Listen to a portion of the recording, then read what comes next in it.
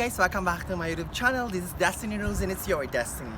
Now I'm just giving you an weather update here in KSA, Saudi Arabia. We have a very huge sandstorm here right now, and as you can see, we have a lot of dust everywhere and anywhere, and it's very bad, unfortunately, the weather now. And if you are here in Saudi Arabia, you better stay at home and keep safe all the time, and especially wear your mask whenever you go outside. And just keep on watching, guys. I will show you all the videos that I got from here, and so you have an idea what is the weather here in Saudi Arabia. So keep on watching.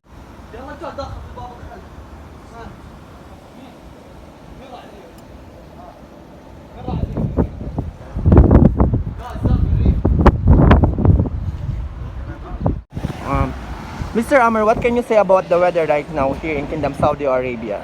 Yes, I am this year here Saudi Arabia, but only this good this conditions is Justin, and this may like, and this you all remember this store, this you stay my home.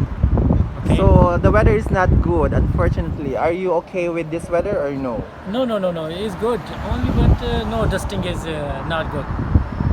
So maybe after this dusty or the sandstorm, what the next climate that we have it here in Saudi Arabia? Give me this hell. Okay, thank you very much for your cooperation, and be safe always.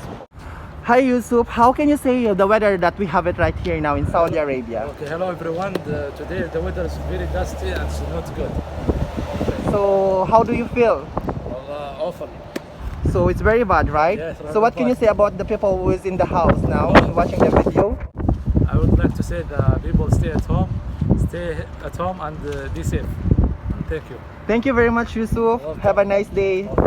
May mga Pilipino din dito sa Saudi Arabia na galing sila sa Abyat, nag-shopping. So ano po bang masasabi niyo tungkol sa weather natin dito ngayon sa Saudi Arabia?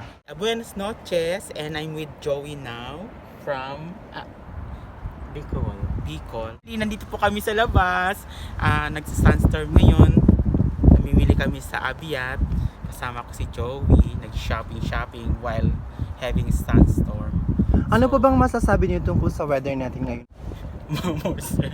Ang weather ngayon disturbing talaga sa amin, lalo na sa mga Pilipino na hindi masyadong sanay, hindi lumaki dito.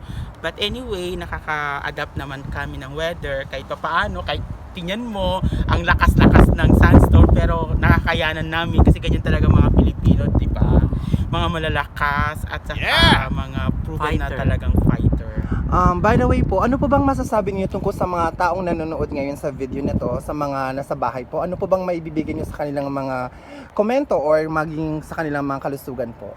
Joey, yes. Well, kailangan lang natin ng protection para sa ating sa mata, saka yung ating face mask. Yun ang basic natin para sa Oo nga po, no, yung pag may mga asthma, ganun. Tayo. So, sige po, salamat po sa inyong oras. Ito po. Bye, salamat po. My friend, how's the weather today? Weather, you see, storm weather. It is good. The weather, how do you define the weather now? Very bad. It's zero visibility or you can see it? Very bad today. How's your customer, by the way? Actually, he's a taxi driver. How's your customer right now? Better. There's a lot of customer during this time, or Little only. but it's okay. Now guys, the weather update here in Saudi Arabia, we have 37 Celsius degrees, and unfortunately it's a sandstorm until now, and it's very dusty.